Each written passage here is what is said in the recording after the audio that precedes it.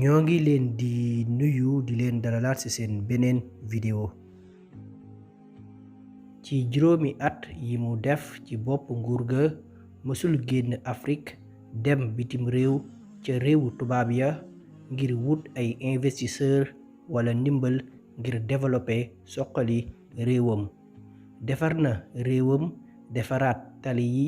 hôpital yi marché yi institution yi lépp ci xaalisu réew ma ci xaalisu askan wi xaalis bi ñépp bokk. John Pombe Magufuli wane na ni xaalis bi ñuy jox suñu njiitu réew yi ak ressources yi ñu am defar na suñu réew yi bu ñu ko jaaralee ci yoon. li mu laaj mooy njiit bu doylu jub ak jubal jege askanam di déglu askanam teg ci yërëm askanam bëgg réewam ñàkk caaxaan gëm boppam bëgg liggéey te lépp lu muy woote mu jiitu ci askan wi topp ci ginnaawam. njiit buy xañ boppam ngir ay intérêt doomi réewam nekk jaamu askan wi ko fal ak tamit di sàmmonteeg ay kàddoom. John Pombe Magufuli nekkoon 5e président bu réewu Tanzanie. tey ci suñu vidéo bi dañ leen di xamal dañ leen di wan naka la yore woon jiite woon réewam ci anam yu mucc ayib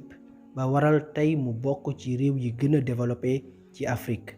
waral ñenn ñi jàpp ni mooy le meilleur président africain de sa génération et même le 2e meilleur président de tous les temps ci histoire Afrique gannaaw Thomas Sankara.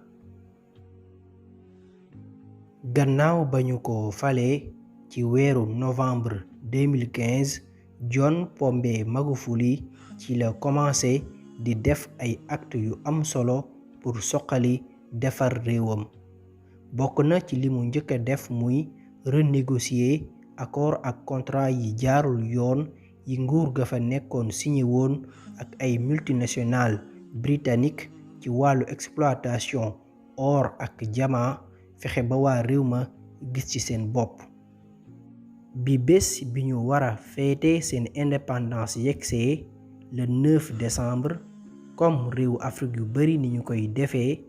indépendance boo xamante ni pour réew yu bari ci làmmiñ rekk la yam mais ñu ciy faral di yàq xaalis bu bari. ba mu yegsee président Magufuli ne kenn du ko fi féete mu ne gàcce la ci réew mi ñuy wëy di féete feetu indépendance au moment où population bu Tanzanie ñi ngi dee ci feebaru choléra. mu ne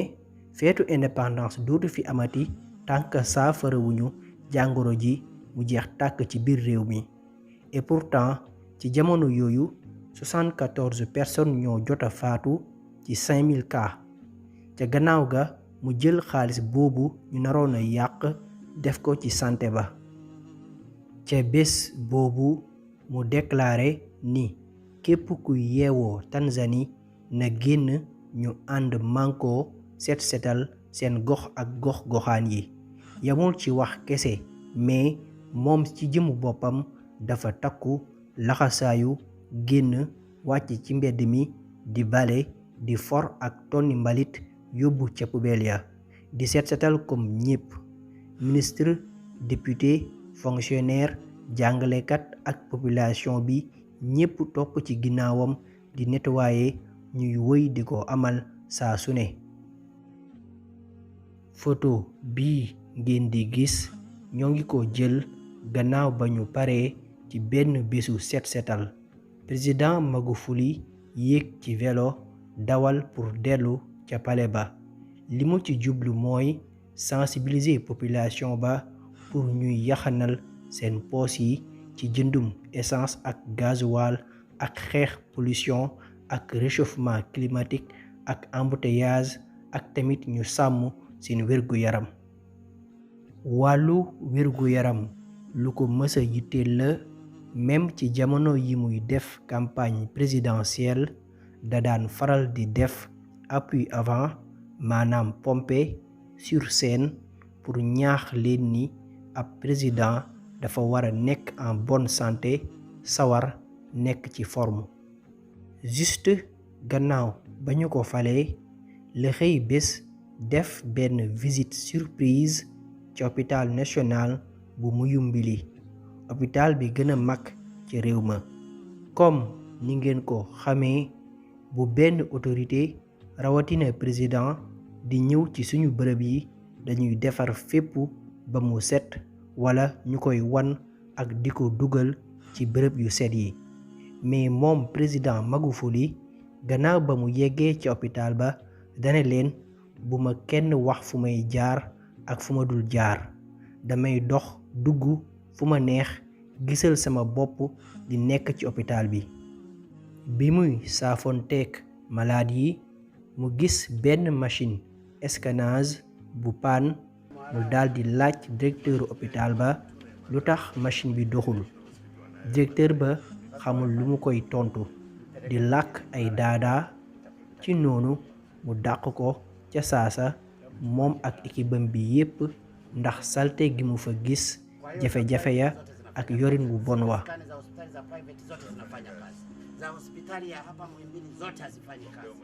mu daldi tabb beneen directeur bu bees, ba pare ne ko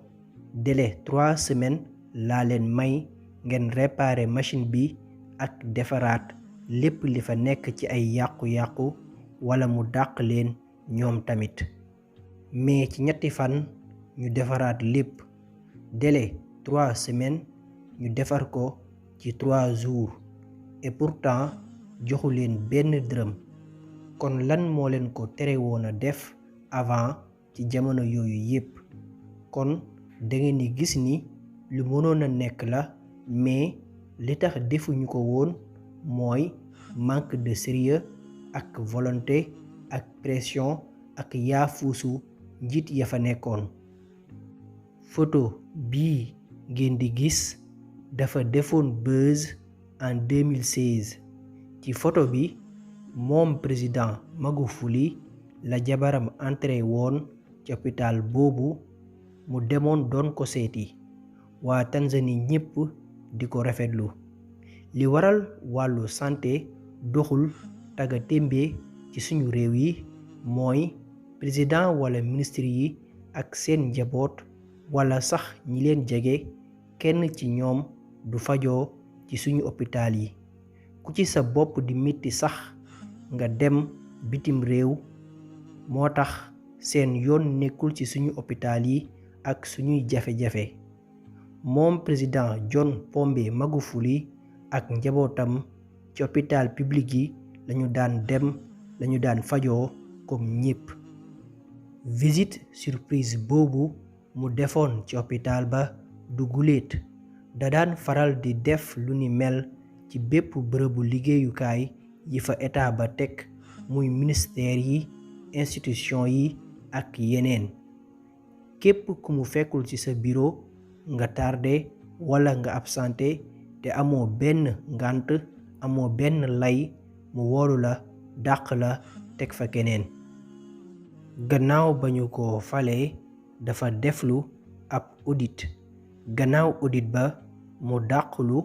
lu toll ci 9900 fonctionnaires di ay fonctionnaires yoo xamante ni amuñu benn qualification, maanaam fa ñu leen teg ak li tax ñu leen di fay jànguñu ko, mënuñu ko. nguur ga fa nekkoon ñoo leen fa teg ci yaama neex. loolu yépp doon coûter état bu Tanzanie lu toll ci 2 millions de dollars par mois.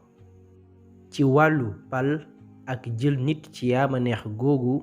président Magufuli dafa ñëw dakkal ko, mu feeñ ci gouvernement wam ci ay tànneefam. ndaxte ki mu tabb vice présidente Samia Hassan ak ki mu tabb premier ministre kenn xaaru ko woon. duñu ay politiciens yu mag ci biir réew ma, mais ñépp nangul nañu leen seen mën liggéey ak xam-xam. président Magufuli wàññi nombre de ministres yi jëlee ko ci 30 ba 19 ministres, ndaxte dafa jàpp ni yeneen ministères yi des amuñu benn njariñ. mais malheureusement ci suñu réew yi dañuy créer sax ay postes yu amul benn njariñ pour mën a sàcc alalu askan wi wala neexalee ko seeni militant ak seeni mbokk. mu wàññi tamit salaire am en tant que président jëlee ko ci 15 000 ba 4 000 dollars wàññi tamit salaire ministre yi teg ci tamit ni prime yi ñu leen daan jox dañu koy dakkal ndaxte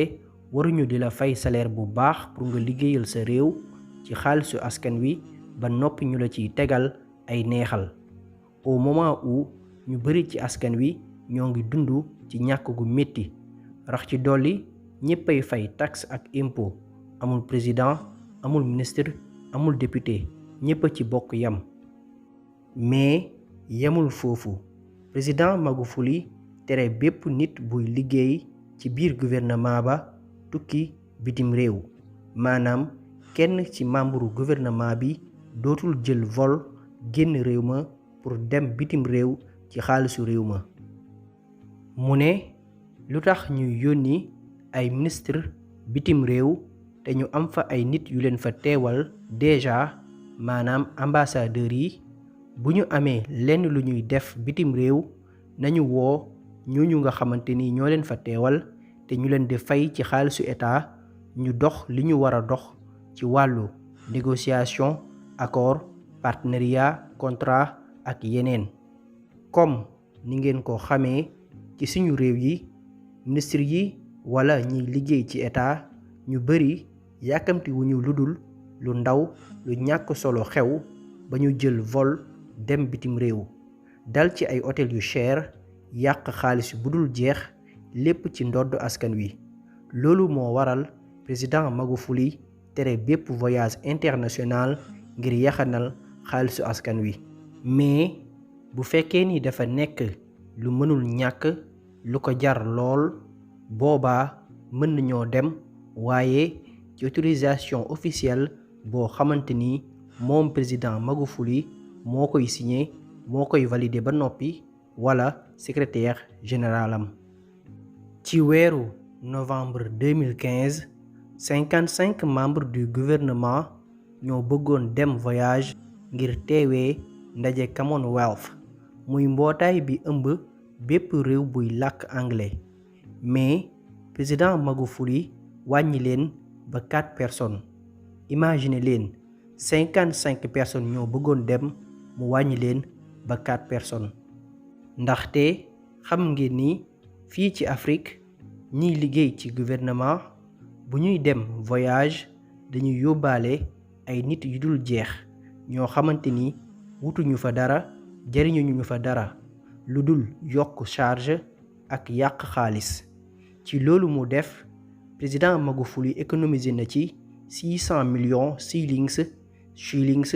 mooy xaalisu Tanzanie mu daldi tere tamit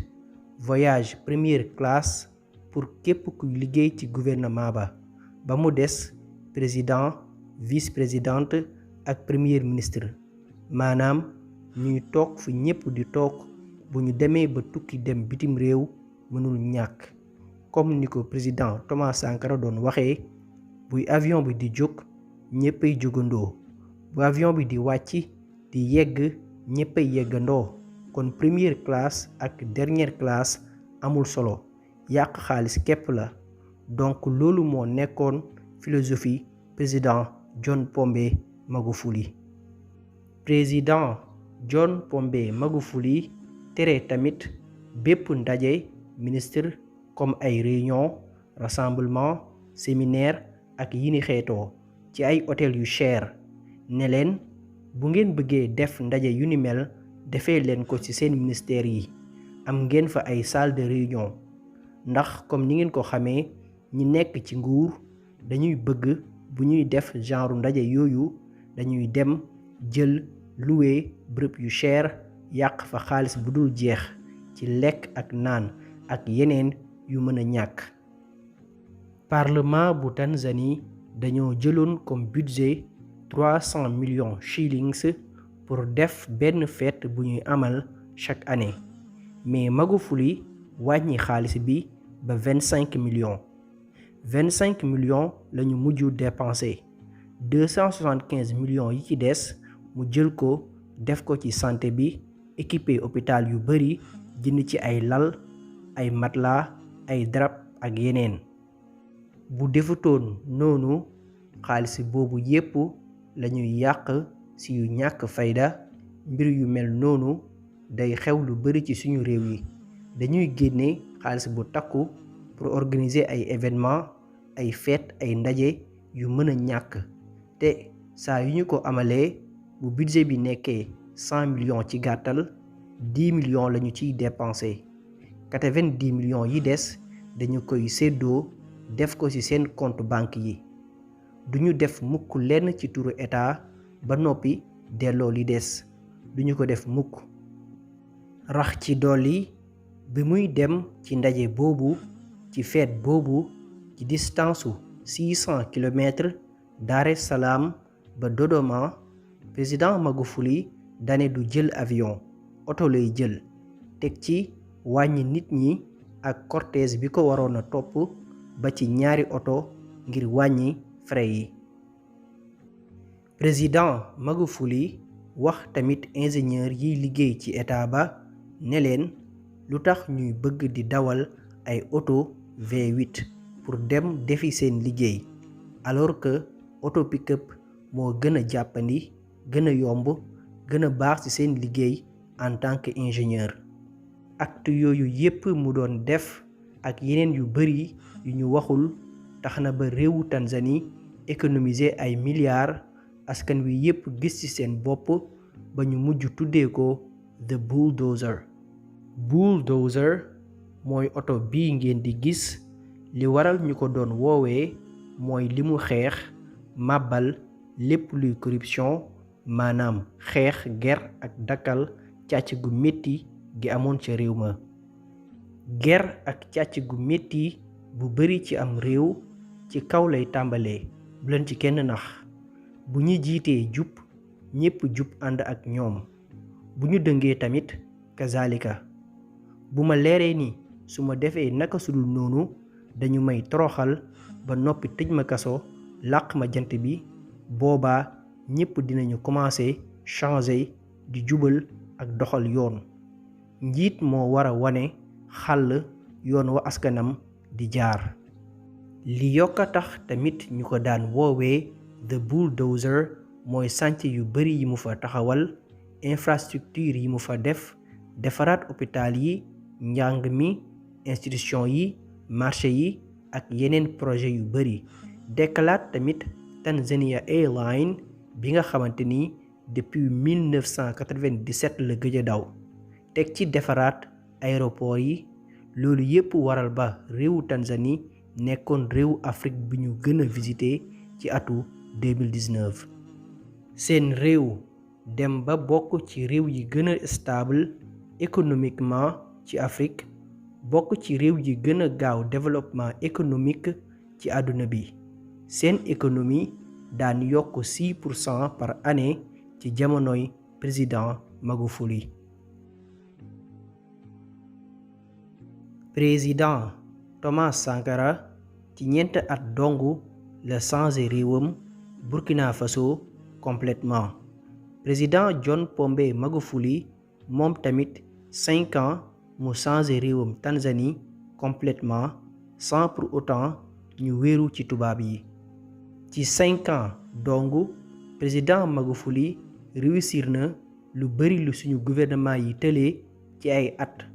te boo waxee ñu lay jox comme lay ci état bi ñu fekkoon réew mi patati patata et pourtant ñoo tane woon réew yi ñu leen limal wala sax ñoo leen gënoon fuuf. Mais duñu liggéey dëkkee fowe ak sàcc ak luubal alalu askan wi teg ci ànd ci ak ñàkk jom bëgg nguur bay yootu ay mandat yu dul jeex wala bëgg toog ci nguur à vie. Président John Pombe Magufuli bokkul woon ci nit ñi nga xamante ni dañoo dugg ci politique pour wut alal ci ndodd askan wi. Dafa mës di xool seet ak seetantal lépp lu muy def ba tax na mësul bëgg sax di seq lu bari ak réewu tubaab yi. Mësul dem ci benn réewu tubaab ci diir bi mu nekk président yépp. Li mu yàgg bëgg teg ci di ci dox mooy askanam am seen indépendance économique mentale fulla fayda jom ak gëm seen bopp saa bu génnaan di wax ak askanam moom ak ay ministram Swahili di seen langue nationale lañu daan làkk sans complexe ngir wane valoriser seen làkk te pourtant presque waa réew ma ñépp dégg nañ làkku anglais ku daan sàmm ay valeur la lépp lu ñu fi tubaab yi indil te mu jàpp ni ay contre valeur la da ko daan xeex ak di ko tere par exemple àndul woon ci planning familial li mu xamle mooy mbir la bu ñu fi tubaab yi indil ay pexe pour ëllëg ci biir mu teg ci ne dem naa Europe ak réew yu bari gis njeexital yi mu fa def réew yu bari tey amuñu main-d'œuvre tey li waral réewu Chine nekk une grande puissance économique dara mayu leen ko ludul njaboot population bu bari mu joxe tamit Nigeria ak Inde ak seen population bu bari comme exemple économique ci jamono yi ñu toll ci jamono pandémique bii di corona ca ndorteel ba da cee teeyoon nekkul woon di copier coller li tubaab yi di def di imposer ay takk masque ay mesures barrières confinement ak couvre-feu yu dul jeex dafa demoon sax ba tere média yi ñuy wax ci lu jëm ci Covid-19 bi pour rekk bañ a yóbbu fitu nit ñi mais bi nga xamante ni dem na ba mu wóor ko ni feebar bi lu am la ñu commencé di gis ay benn cas ci la imposer sol masque mais mu teg ci ni duñu importer benn masque yi waa réew mi di sol waa réew mi ñoo koy defar de même que bi vaccin yi génnee dafa bañ lànk ni kenn du ko dugal ci biir réew ma ndaxte wóoluwul vaccin yi wóoluwul tubaab yi ak seeni pexe pour li jëm ci wàllu boroom ñaari tur yi réglé nañu ko bu yàgg ci seen réew képp ku ñu ci jàpp walla nga nekk di daganal walla défendre boroom ñaari tur yi dinañu la teg daanu fanweeri ati kaso maanaam 30 ans de prison en 2018 président Magufuli jël ay mesures ni képp ku dëkkul ci réew ma di leen campagnal ak di leen défendre dañu lay déporter maanaam génne la ci réew ma président John Pombe Magufuli dafa ñëw defar réewam liggéeyal réewam changer totalement mentalité yi askan wa bëgg ko lool rawatina jeunes yi nekk idole nekk royuwaay ci réew ma ak réew yi dend ak ñoom ñu koy comparer ak seen njiitu réew yi dëkkee sàcc ak yàq xaalis bu dul jeex bu jéggi dayoo ba tax na mu mujj nekk sensation ci réseaux sociaux yi ñu créé sax benn hashtag sur Twitter tuddee ko What would Magufuli do maanaam bu doon Magufuli la nu muy def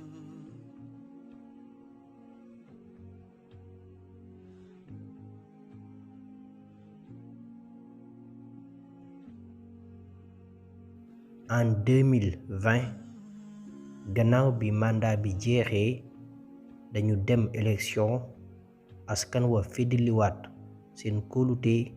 falaat ko président gën a amaat yaakaar ci moom ak ci réew ma mais ñeenti weer ci kanam gannaaw ñaari semaine yu mu toog kenn déggu ko kenn gisu ko ci guddik 17 mars 2021 ci lañu xamle ni son excellence monsieur le président John Pombe Magufuli génn na àdduna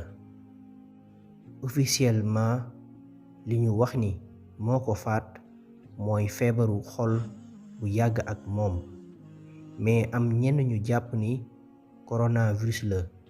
mais tamit am ñeneen ñu jàpp ni mbir yi am na leneen lu ci laxasu maanaam dañ ko sàkkal pexe comme ni ñu ko yàgg defee ak njiitu Afrique yi mësa nekk ay bañkat di sàmm seen intérêt réew. ma leen di laaj ban ngeen ci gëm. En tout cas, son excellence John Pombe Magufuli dem na yóbbaale ay mbébét yu bari à l'âge de 61 ans.